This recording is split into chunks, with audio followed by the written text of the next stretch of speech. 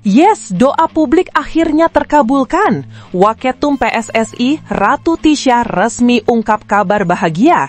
Di tengah isu panas beberapa pemain, bahkan pelatih top, ingin Shin Tae-yong kembali ke timnas Indonesia untuk round 4 kualifikasi. Fans Garuda wajib simak kabar gembiranya berikut ini. Breaking news mantap! PSSI berikan kabar soal Ole Romeni jelang berlaga di round 4 kualifikasi Piala Dunia. Apakah benar sembuh lebih cepat dan dipastikan bisa main jadi trio maut bersama Miliano Jonathans dan Ragnar Oratmanguyen? Simak bocoran lengkapnya di sini.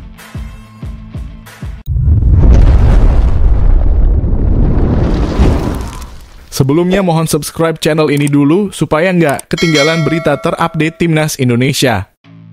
Yes, doa publik akhirnya terkabulkan. Waketum PSSI, Ratu Tisha resmi ungkap kabar bahagia. Di tengah isu panas beberapa pemain, bahkan pelatih top, ingin Shin Tae-yong kembali ke timnas Indonesia untuk round 4 kualifikasi. Fans Garuda wajib simak kabar gembiranya berikut ini. Nama Ratu Tisha Destria kembali menjadi sorotan publik sepak bola nasional. Sosok yang dikenal sebagai waktum PSSI paling direspek fans timnas Indonesia akhirnya muncul ke hadapan publik setelah cukup lama jarang terdengar.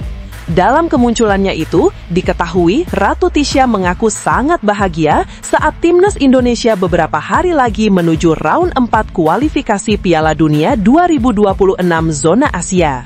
Kabar bahagia ini hadir di tengah situasi panas yang melibatkan masa depan kursi pelatih timnas Indonesia. Dari pemain senior hingga pelatih lokal, mulai dari Ole Romeni, Calvin Verdonk, Rizky Ridho hingga Nova Arianto, disebut-sebut memberikan sinyal bahwa mereka lebih nyaman jika Shin Tae-yong kembali membesut Garuda menggantikan Patrick Kluivert. Isu ini sontak membakar diskusi publik. Apakah benar doa fans akhirnya terkabul? Apakah Shin Tae-yong akan kembali memimpin timnas Indonesia berkat restu langsung dari Presiden Prabowo Subianto? Belakangan, sejumlah nama besar di skuad Garuda diberitakan memberikan komentar yang dianggap mengarah pada kerinduan terhadap sosok Shin Tae-yong. Semua suara itu menambah panas spekulasi yang sudah terlanjur bergulir di tengah publik. Di sisi lain, nasib Patrick Kluivert kini berada di persimpangan jalan. Pelatih asal Belanda itu memang baru saja memimpin timnas Indonesia di round 3 kualifikasi Piala Dunia dan di FIFA Matchday September. Hasilnya, banyak fans yang tak puas dengan kinerjanya, dengan terseok-seok di round 3 dan memaksakan gaya main ala Eropa yang hasilnya no shoot on target dan hanya main crossing seperti pelatih mediocre tanpa peluang berarti. Dengan skuad mewah yang super mantap, skuad Garuda di bawah Kluivert tak mampu menembus Lebanon yang kualitasnya biasa aja namun kompak. Apalagi di hadapan Indonesia sudah menanti tantangan super berat, Arab Saudi dan Irak di round 4 Oktober mendatang. Yang membuat rumor ini semakin liar adalah kabar bahwa Presiden Prabowo Subianto diklaim ingin melihat timnas Indonesia mencetak sejarah lolos ke Piala Dunia 2026. Dalam konteks tersebut, nama Shin Tae-yong dianggap lebih ideal karena pengalamannya yang luas, termasuk membawa Korea Selatan tampil di Piala Dunia 2018. Banyak yang percaya, hanya dengan sentuhan STY, Indonesia bisa menjadi kuda hitam dan menyalip prediksi banyak pihak. Benarkah ada restu langsung dari Presiden untuk mendatangkan kembali Shin Tae-yong? PSSI masih bungkam. Namun, kemunculan Tisha yang penuh kebahagiaan di tengah isu ini membuat publik kian yakin bahwa ada kabar gembira yang sedang dipersiapkan. Dalam pengakuannya yang cukup singkat namun syarat makna, Ratu Tisha menegaskan bahwa ia sangat bahagia. Tisha tak menyinggung secara gamblang isu pergantian pelatih, namun ekspresinya seakan memberi sinyal ada kabar besar yang sedang disiapkan di balik layar. Namun, ini bukan soal timnas Indonesia. Ratu Tisha ternyata sangat gembira karena bisa belajar Muay Thai pertama kali. Terima kasih untuk Imao Academy, hari ini senang banget. Saya baru pertama kali latihan Muay Thai. Senang banget dan seru banget pastinya. Banyak hal-hal baru yang bisa ditajari. Tak hanya urusan pelatih timnas, kini nama Ratu Tisha justru menyeruak ke ranah politik olahraga. Banyak fans yang menyuarakan dukungan agar ia ditunjuk sebagai Menpora baru RI. Alasannya jelas, Tisha dinilai punya integritas, kecerdasan, dan pengalaman internasional. Ia juga dikenal dekat dengan berbagai federasi sepak bola dunia, sekaligus dihormati para fans karena transparansinya ketika masih menjabat Waketum PSSI. Di sisi lain, sejak awal Shin Tae-yong meninggalkan kursi kepelatihan timnas, fans Indonesia tak pernah berhenti menyerukan namanya. Berbagai tagar di media sosial hingga spanduk di stadion menjadi bukti betapa besarnya kerinduan publik kepada pria asal Korea Selatan itu. Kombinasi isu kembalinya Shin Tae-yong, restu presiden, dan dorongan Ratu Tisha menjadi Menpora membuat atmosfer sepak bola Indonesia benar-benar panas. Fans Garuda seakan merasakan ada momentum besar yang bisa mengubah sejarah. Doa publik yang tak pernah berhenti menyerukan nama Shin Tae-yong kini diharapkan mendapatkan jalannya. Dan di balik itu, figur Ratu Tisha berdiri sebagai simbol harapan baru, bukan hanya bagi timnas, tapi juga bagi masa depan olahraga Indonesia.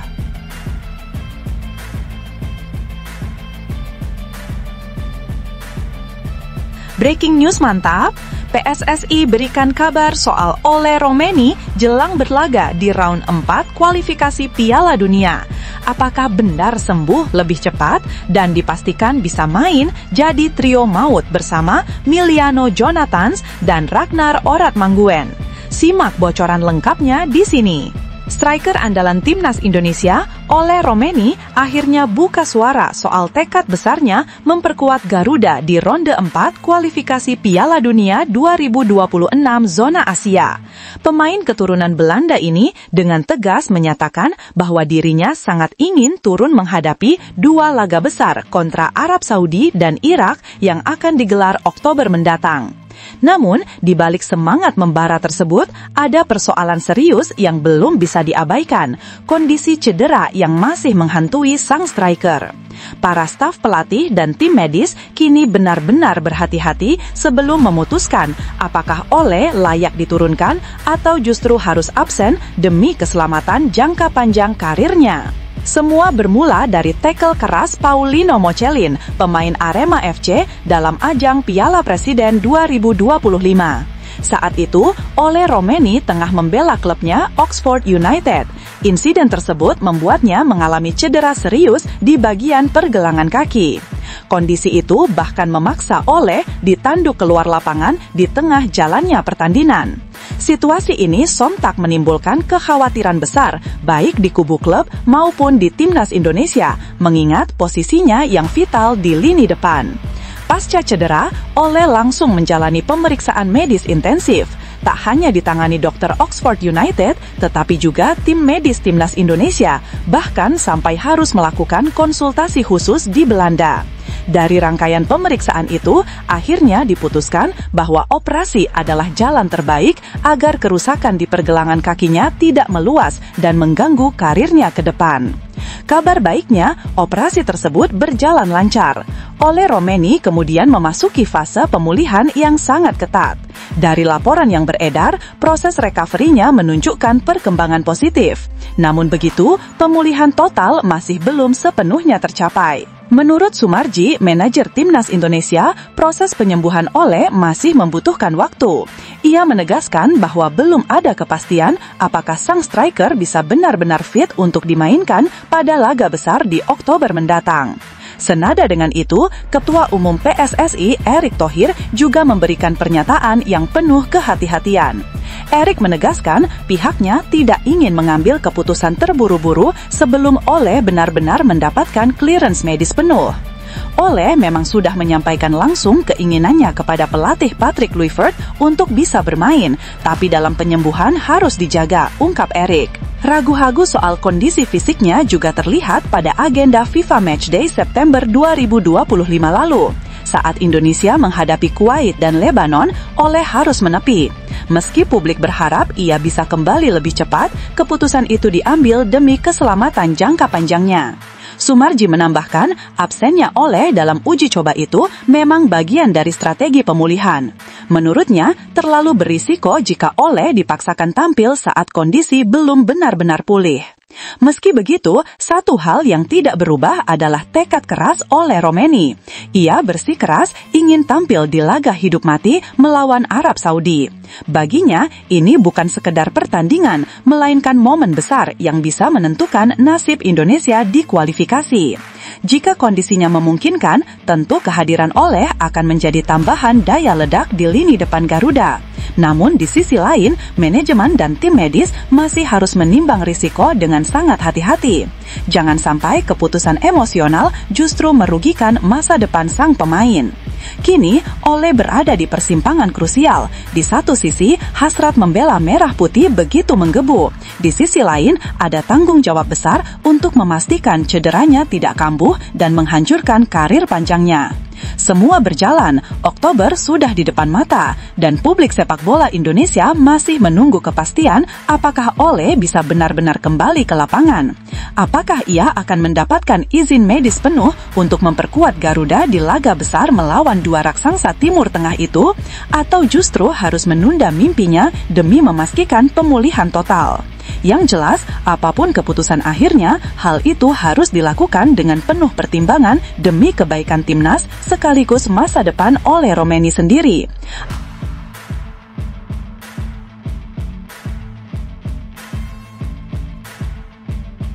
Kabar menggembirakan datang dari salah satu pilar timnas Indonesia, Nathan Chu Aon.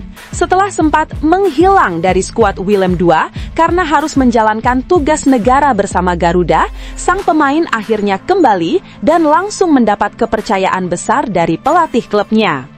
Seperti diketahui, Nathan Chu Aon tidak tampil kala Willem II bersua SC Cambuur dalam lanjutan kompetisi Eerste Divisi 2025-26 pada Minggu. Pertandingan itu sendiri berakhir dengan skor imbang 2-2. Absennya Nathan bukan tanpa alasan. Ia kala itu sedang dalam misi penting, yakni membela timnas Indonesia di agenda FIFA Matchday. Tim Merah Putih menjalani dua laga, yaitu menghadapi Taiwan pada 5 September dan menantang Lebanon pada 9 September 2025. Dalam laga kontra Taiwan, Nathan tampil sebagai starter dan dimainkan di posisi gelandang. Kehadirannya terbukti signifikan karena Indonesia sukses meraih kemenangan telak 6-0. Sebuah awal manis yang semakin menegaskan perannya sebagai pemain serbabisa di skuad Garuda. Usai menyelesaikan kewajibannya bersama timnas Indonesia, Nathan tak butuh waktu lama untuk kembali mendapat tempat di Willem II. Pemain berusia 23 tahun itu bahkan langsung dipercaya tampil sejak menit awal kala Willem II bertandang ke markas De Graafschap di Stadion De Vijverberg. Keputusan pelatih John Stegeman ini sekaligus jadi sinyal positif bahwa absennya Nathan karena timnas sama sekali tidak mengurangi posisinya di tim. Ia dimainkan di posisi bek kiri dan tak tanggung-tanggung, Nathan tampil penuh sepanjang pertandingan. Laga tersebut berakhir imbang 1-1. Willem II sejatinya memimpin lebih dulu lewat gol cepat di menit pertama melalui aksi Armin Kulum. Menariknya, gol itu lahir berkat kontribusi Nathan. Ia menjadi aktor awal lewat umpan lambung ke Nick Doudeman yang kemudian diteruskan dengan asis manis ke Armin Kulum. Ya, meski tidak langsung mencetak asis, Nathan tercatat sebagai pemberi pre-asis untuk gol tersebut. Sayangnya, keunggulan itu tak bertahan lama. De Graafschap mampu menyamakan kedudukan lewat aksi Reuven Niemeyer di penghujung babak pertama, tepatnya menit ke-45. Skor 1-1 pun bertahan hingga peluit panjang. Meski kompetisi Eerste Divisi 2025-2026 baru berjalan 6 pekan, Nathan sudah menunjukkan konsistensi luar biasa. Tercatat, ia telah tampil dalam 5 pertandingan dengan total menit bermain mencapai 371 menit. Angka ini menegaskan betapa pentingnya peran Nathan di skuad Willem II, baik saat dimainkan sebagai bek kiri maupun saat diplot di lini tengah. Perjalanan singkat Nathan dalam 2 pekan terakhir bisa disebut luar biasa. Dari membantu timnas Indonesia meraih kemenangan telak atas Taiwan, lalu kembali ke Belanda dan langsung menjadi starter di klubnya, jelas menunjukkan kualitas sekaligus profesionalismenya. Kondisi ini sekaligus jadi bukti nyata bahwa pemain Indonesia yang berkarir di luar negeri mampu menjaga level permainan mereka, bahkan ketika harus berbagi fokus antara klub dan tim nasional. Apakah Nathan Choaon bisa menjadi salah satu pemain kunci timnas Indonesia di kualifikasi Piala Dunia mendatang, mengingat performanya yang stabil baik di klub maupun di timnas? Dan bagaimana pendapat kalian soal fleksibilitas Nathan yang bisa dimainkan di dua posisi berbeda, bek kiri dan gelandang?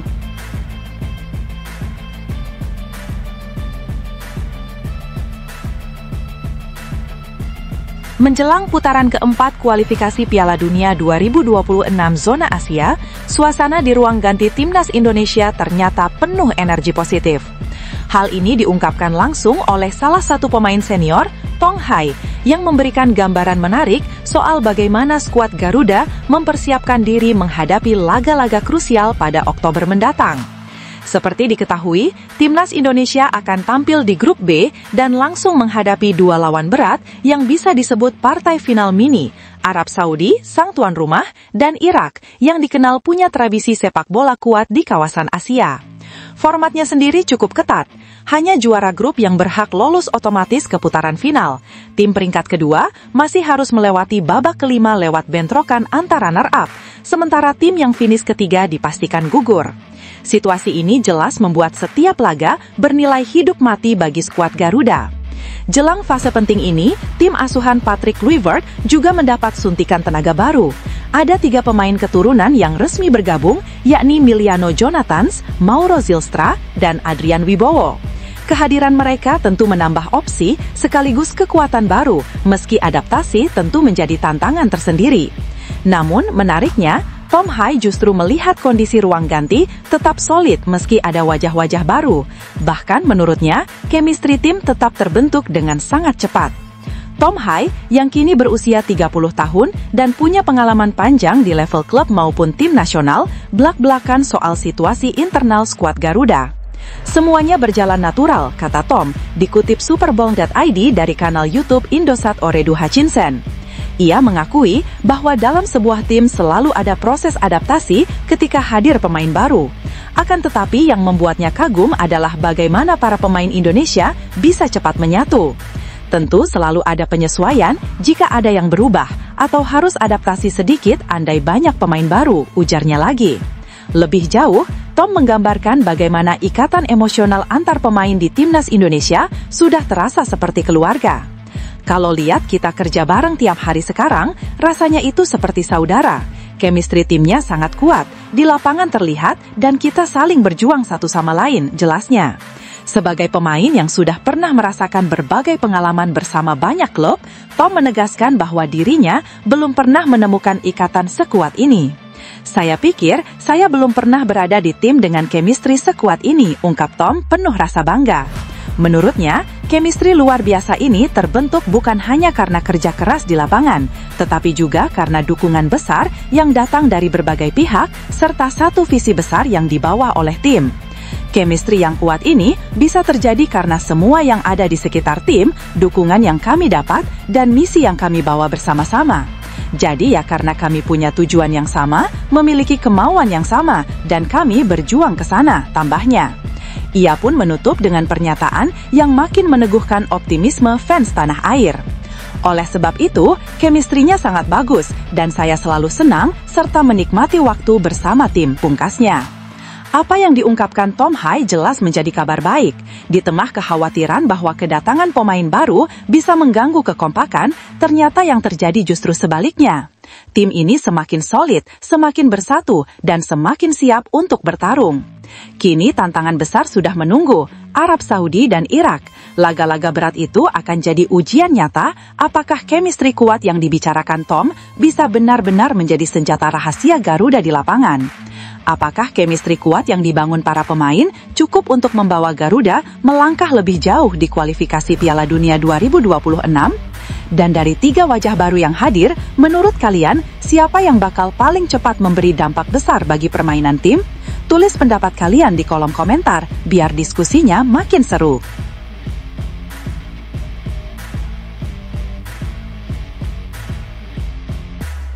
Nama Emil Audero Mulyadi kembali jadi buah bibir, bukan hanya di Indonesia, tapi juga di Eropa. Media kenamaan Italia, Tutto Mercato Web, terang-terangan dibuat takjub dengan penampilan gemilang kiper berusia 28 tahun itu saat membela timnas Indonesia di ajang FIFA Matchday September 2025. Bukan sekedar tampil apik, Emil bahkan disanjung habis karena dianggap sebagai sosok kunci dalam skuad Garuda. Kehadirannya di bawah mistar gawang menjadi faktor utama yang membuat timnas Indonesia tak terkalahkan sepanjang FIFA Matchday bulan ini. Emil baru saja menyelesaikan tugasnya bersama timnas Indonesia.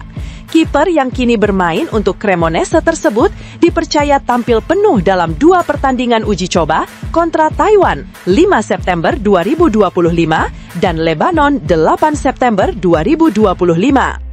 Hasilnya sungguh memuaskan.